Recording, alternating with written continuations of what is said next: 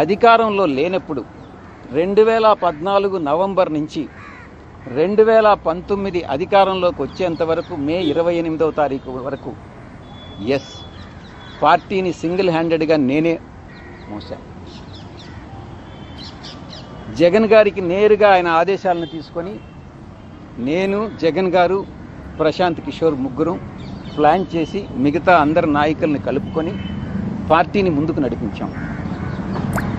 నేను అప్పుడు కూడా నెంబర్ 2గా భావించలే.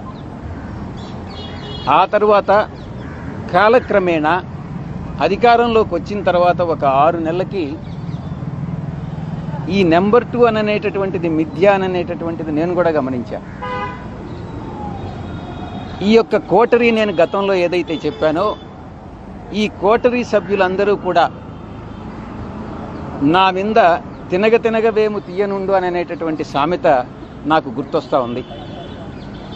మా యొక్క నాయకుడికి, అప్పట్లో నాయకుడికి చెప్పి సాయిరెడ్డి ఒక వెన్నుపోటుదారుడు అవుతాడు, ఏ రోజైనా మీకు మీ యొక్క స్థానానికి ఆయన స్థానభ్రంశం చేస్తాడు అన్నటువంటిది ఆయనకి చెప్పి నేనేదో కొన్ని వేల కోట్ల రూపాయలు దోచేశాను అన్నటువంటి అపవాదనంతా నా మీద మోపి ఈ యొక్క కోటరీ ఆయన మనసును మార్చి నన్ను 2వ స్థానం నుంచి, మీరు అనుకునే 2వ స్థానం నుంచి స్లోగా తగ్గించుకుంటా నాకు ఇచ్చిన పదవులన్నింటినీ కట్ చేసుకుంటా వచ్చి నన్ను 2000 స్థానంలో నిలబెట్టింది.